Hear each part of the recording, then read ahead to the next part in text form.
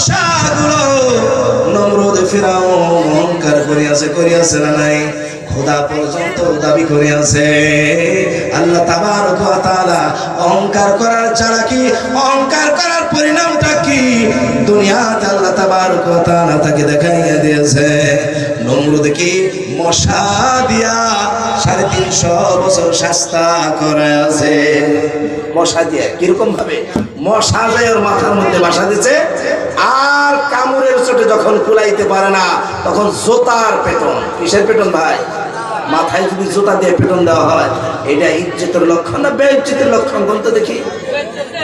ওকে কি করছে? গলায় জুতার মালা দিছে। হ্যাঁ, ওকে কি করছে? জুতা দিয়ে পিটাইছে। জুতা দিয়ে পিটাইছে। কি ইজ্জতের লক্ষণ না বেইজ্জতের লক্ষণ? অহংকার যার দিলের ভিতরে, আল্লাহ তাআলা 1-2 দিন না, কয়দিন? 350 বছর জুতা দিয়ে পিটাইছে। এবার নমরুদ কত লোকের জুতা পেটাইবে? নমরুদ বাড়ির সামনে সাইনবোর্ড দিয়েছে যে আমার বাড়ির সামনে যাইবা, দয়া করে একটা নমরুদের মাথায় জুতা দিয়ে একটা পেড়ন দিয়েছে। সাইনবোর্ডটা যে টানাইছে, ইজ্জতের সাইনবোর্ড না ইজ্জতের সাইনবোর্ড? আর এটা কিসের ফল? অহংকারের ফল। কিসের ফল? দুনিয়াতেই দেখাইয়া দিয়েছে, আখিরাতে আরো বাকি রয়েছে। আখিরাতের যে সাজা হবে এটা কখনো খতম হবে না। ফিরাউন কি অহংকারের কারণে দরিয়ার পানির মাঝে ডুবাইয়া ডুবাইয়া মারিয়াছে, চুবাইয়া মারিয়াছে। আজরাইল যাইয়া সাগরের নিচ থেকে কাদা মাটি উঠাইয়া এই ফিরাউনের মুখে মারিয়া ডুবাইয়া চুবাইয়া দুনিয়ার থেকে শেষ করে দিয়েছে। আজও দুনিয়ায় রেখে দিয়েছে। এর ভাষা যেটা, এর যেটা দেহা, এটা আজও রেখে দিয়েছে যে দুনিয়ার লোক দেখুক যে স্বৈরাচারী বাদশাগুলা, অহংকারী বাদশাগুলার পরিণতি কি। ও ভাই আমার, এইবার চলুন নম্রতা কাকে বলে, নম্রতাটা কেমন? আমি মনে মনে ভাবতেছি আমার মাঝে অত্যন্ত রাগ রয়েছে, আমার মাঝে নম্রতা নাই। আসলে তো এটা কিন্তু নম্রতার, অহংকারের আলাদা। রাগ থাকা ভালো, কিন্তু রাগ যে জায়গায় খারাপ লাগে সে জায়গায় খারাপ। আর সব জায়গায় মানে একদম যে আমাদের ঘরোয়া ভাষায় বলে বেশি মিলে, এরকম হওয়া যাবে না। রাগ জাগাম। হযরত ওমর রাদিয়াল্লাহু তাআলা আনহু নম্রতার নিদর্শন ছিলেন। সুবহানাল্লাহ। যখন তিনি আমিরুল মুমিনিন হয়েছিল, একদিনের ঘটনা বলেছি, রাত্রিতে দেশগুলো পাহারা দিত, কে কিভাবে চলে আর কিভাবে অবস্থায় কি হালতে রয়েছে হযরত ওমর তার রাজ্যের মাঝে দেখাশোনা করত। সুবহানাল্লাহ। দিনে তো চান্স পেত না, বহুত কাম, রাত্রিতে পরিদর্শন। হঠাৎ করে একদিন দেখলো একজন মা তার সন্তানগুলোকে নিয়ে এক জায়গার মাঝে বেহালাইতেছে, আর একটা হাইসালের ভিতরে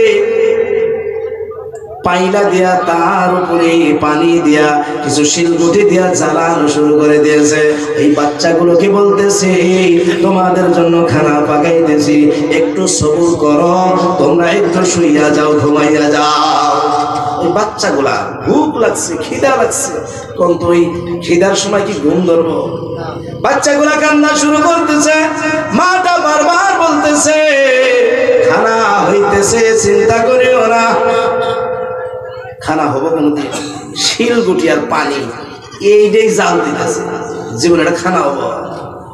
হযরত ওমর রাদিয়াল্লাহু তার গোলামকে নিয়ে পরিদর্শন করতে গিয়া দেখলো একটা বুড়ি মা তার সন্তানকে নিয়ে এইভাবে মেহনত করতেছে, আসলে খানা নাই।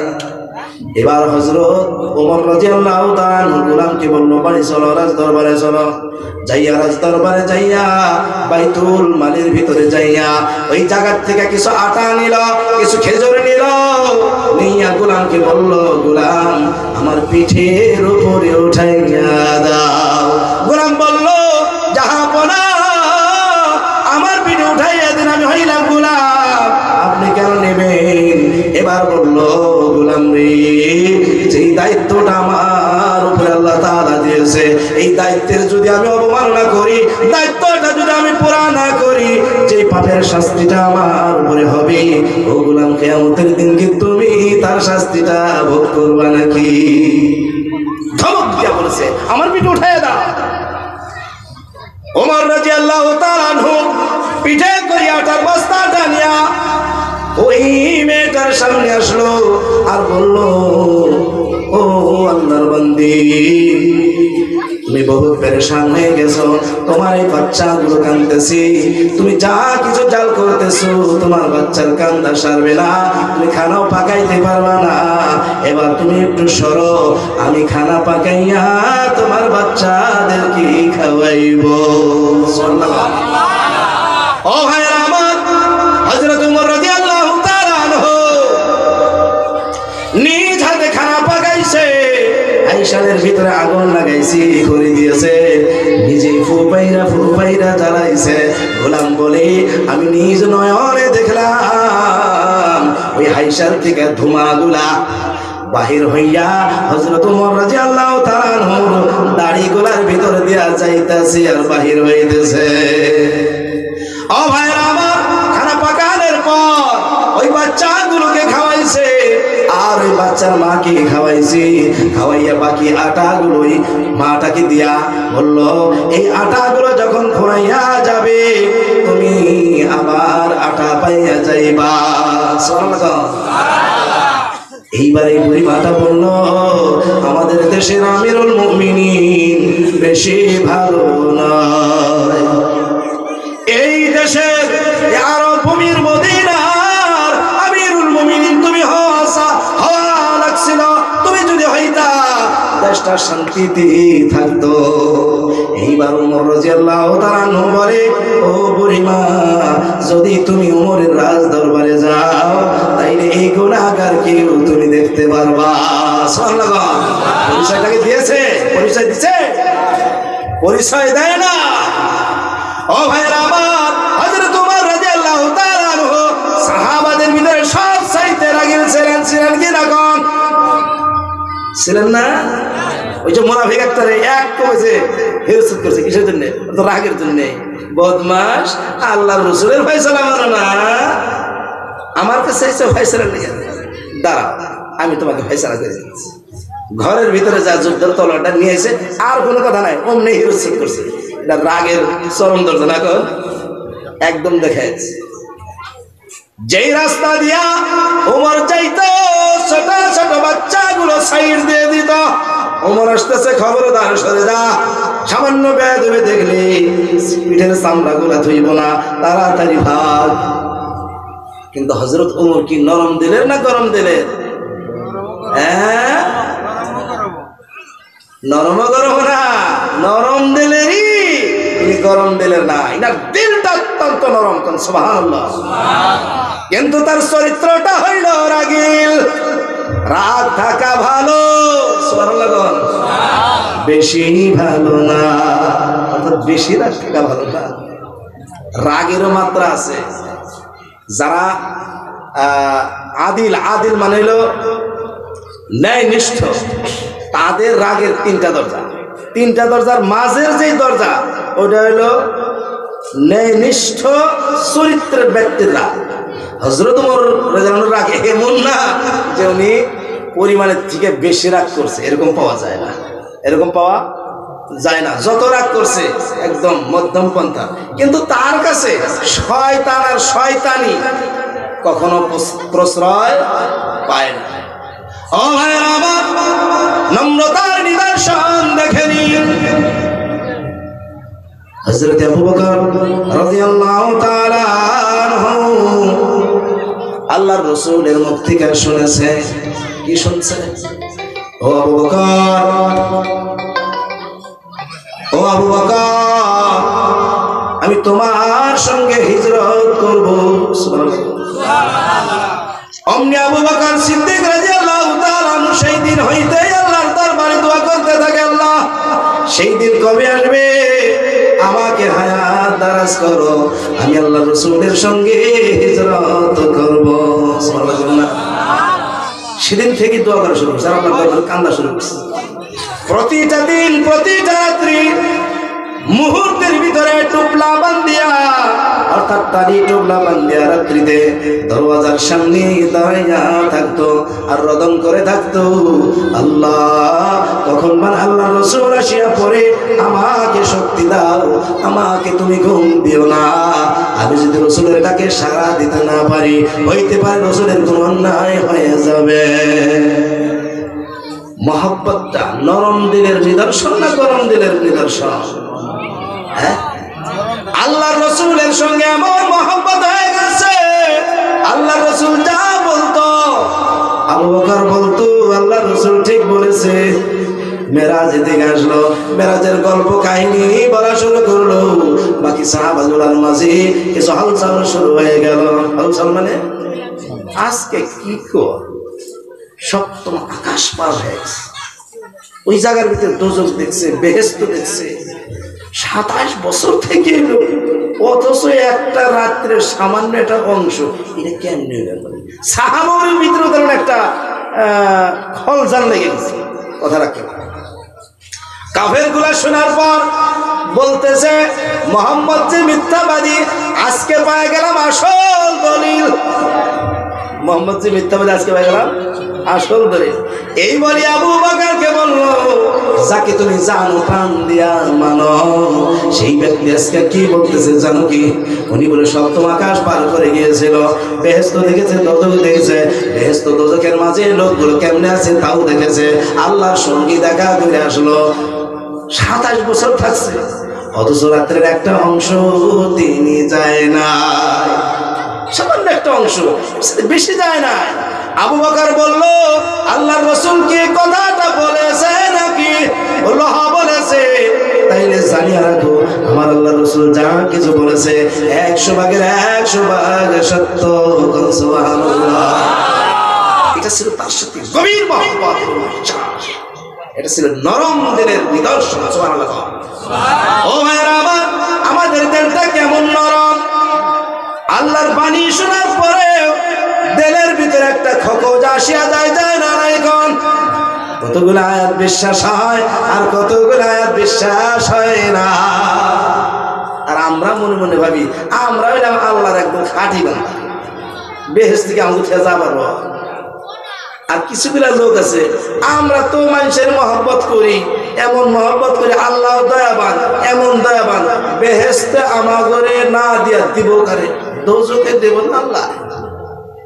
আল্লাহ দোজখে এমন আল্লাহর মহব্বত করে, আল্লাহ আমরা দোজখে দেব না। আর ইনি ভাবতেছে যে বেহেশতটা হলো নানির বাড়ি, গেলেই পাওয়া যায়। বেহেশত হলো কার বাড়ি? নানির বাড়ি, গেলেই পাওয়া যায়।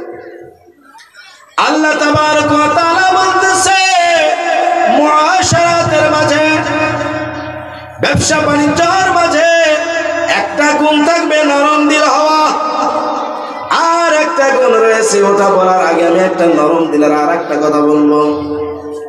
কোরআনের ভিতরে দেখবেন একটা শব্দ আছে লিয়াতারাত্তাফ। কি শব্দ?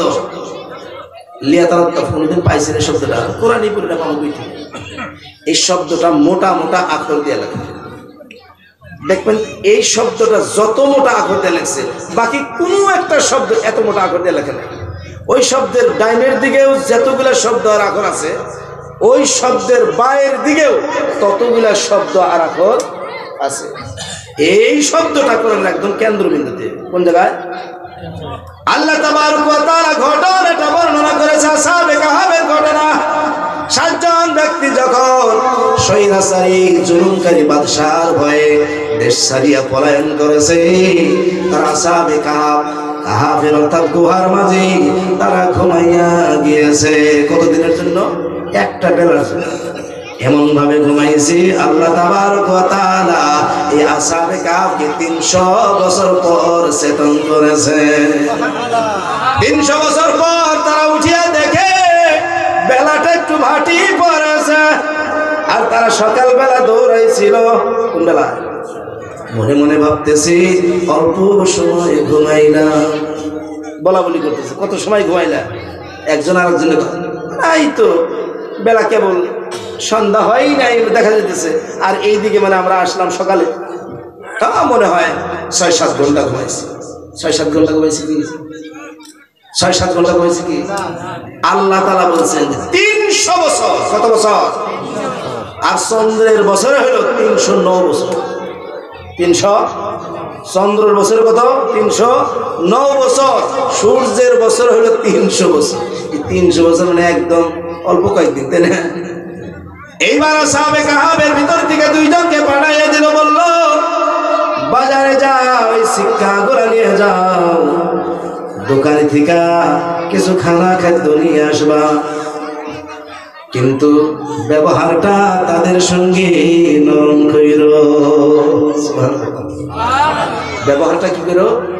নরম করো। একে বলা হয় এমন নরম করো লোকগুলো যেন সন্তুষ্ট হয়ে যায়। এর কাহিনীটা বলার আমার মকসদ নাই, কিন্তু নরম দিলের কথাটা আল্লাহ তাবারক ওয়া তাআলা এই জায়গার মাঝে কেন্দ্রবিন্দুতে আনিয়াছে। এর দ্বারা বোঝাইয়া দিয়েছে, ও দুনিয়ার লোকেরা, যদি দিলটা নরম করতে পারো, সবার সঙ্গে নরম নরম ব্যবহার করতে পারো, তাইলে জানিয়া রাখো তোমার আমলটা সবার আগে রয়েছে। তোমার বুজুর্গিতা সবার আগে রয়েছে, তোমার স্থানটা একদম উচ্চ স্থানে রয়েছে। আল্লাহ রাসূল বলে দিয়েছে, যার আখলাকের মাঝে নম্রতা রয়েছে, এই ব্যক্তিটা সবার আগে জান্নাতে যাবে। যার আমলের ভিতরে নরম দিলের আখলাকের রয়েছে, এটা একটা আমল। নরম দিল রয়েছে, আখলাকটা তার নরম, তার কাছে লোক গেলেই নরম মনে করে, আর মনে মনে ভাবে এই ব্যক্তিটার কাছে আসলে শান্তি পাওয়া যায়, এই ব্যক্তিটার কথাগুলো ভালো, এই ব্যক্তিটা ভালো কথা কয়, এই ব্যক্তিটা ভালো যুক্তি দেয়, এই ব্যক্তিটা ভালো পরামর্শ দেয়, ভালো লাগে না? আর কিছু বিলা লোকের কাছে গেলে খারাপ খারাপ বুদ্ধি দিব, আর মানে সাং সাং সাং সাং করে। ওটা কিন্তু নরম দিলেন না, ওটা গরম দিলেন। ওটা হলো গরম দিলে অহংকারী দিলেন।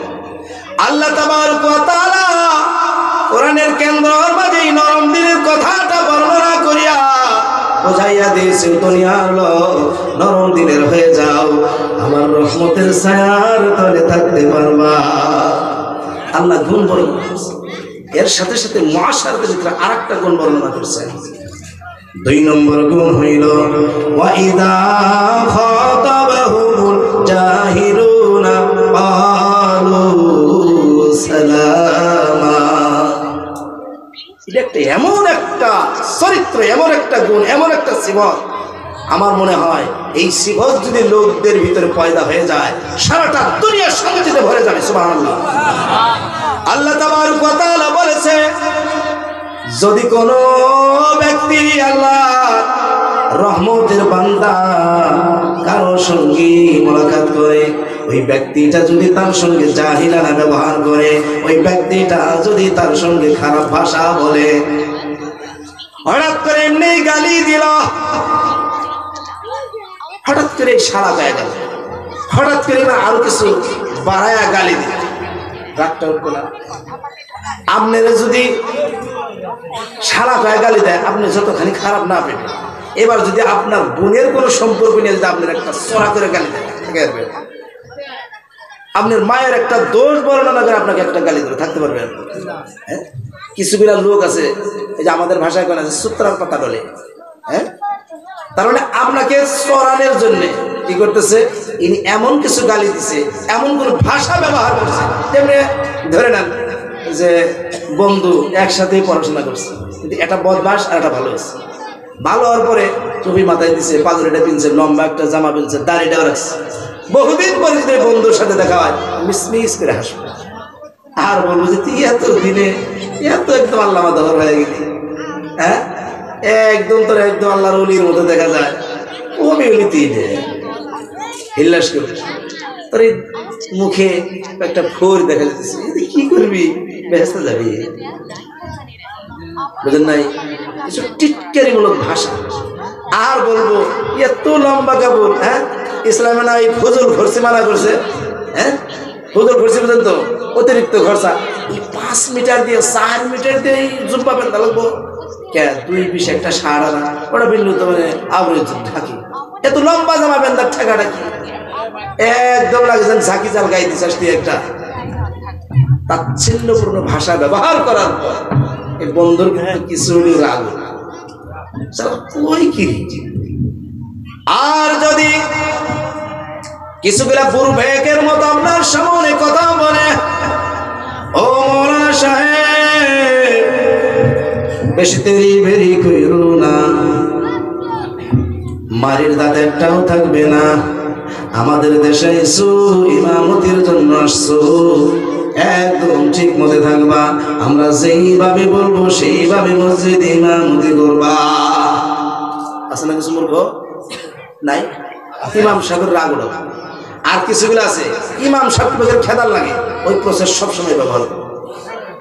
কিছু কিছু পাওয়া যায় যে অমুক মসজিদের ইমাম টিকে না, টিকে না কে কয়েকটা সন্ধ্যা আছে, আর একদম বদমাশের শিরোনি, এমন ভাষা বলবো ওই ইমাম কয়দিন থাকবো, টুকরা টেবিল দেখলে যাও, টুকরা টেবিল বেঁধে একলাই যাও। এই ব্যবহারগুলো মূর্খের ব্যবহার, এই ব্যবহারগুলো কি মূর্খের। এবার শুনুন হাদিস পাকের ঘটনা। আল্লাহ রাসূল সাল্লাল্লাহু আলাইহি ওয়াসাল্লামকে তায়েফের ময়দানে মূর্খের মতো ব্যবহার করেছে। তিন দেওয়ানি বলতেছে, দেওয়ানি তোমাকে নবী বানাইয়া পাঠাইছে নাকি? আর কাউকে পায় নাই, আর কাউকে নবী হওয়ার যোগ্যতা শুধু তোমারই ছিল নাকি?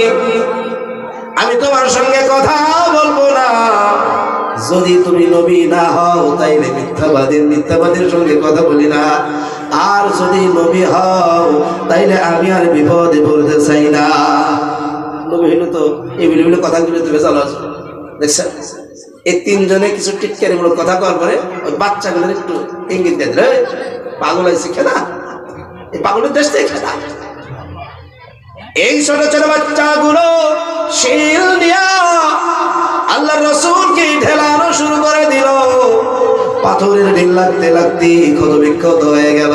এটা বলেন তো মূর্খের ব্যবহার না জ্ঞানী লোকের ব্যবহার? কার ব্যবহার এটা? মূর্খ মানুষের ব্যবহার না জ্ঞানী লোকের?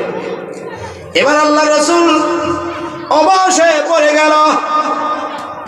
আল্লাহ তাবারক ওয়া তাআলা পাহাড়ের দুই ফেরেশতাকে প্রতিশোধ নেওয়ার জন্য আল্লাহ রাসূলের নিকটে পাঠাইয়া দিল। আমার রাসূলকে বলো, উনি যদি প্রতিশোধ নেয় তাইলে তায়েফবাসীকে দুই পাহাড়ের নিচে চিপিয়া দাও। আল্লাহ রাসূলকে বলার পর আল্লাহ রাসূল বলল, ও ফেরেশতারা, আমি তায়েফের লোকদের উপরে বদদুয়া করতে পারবো না, এদেরকে আমি ধ্বংস করতে পারবো না। এরা দিন নাই তাদের কি হয়েছে? এদের বাচ্চাগুলো সন্তানগুলো একদিন না একদিন আমার দিনটা নিবে, আল্লাহ তাবারক ওয়া তাআলার দিনটা নিবে। সুবহানাল্লাহ।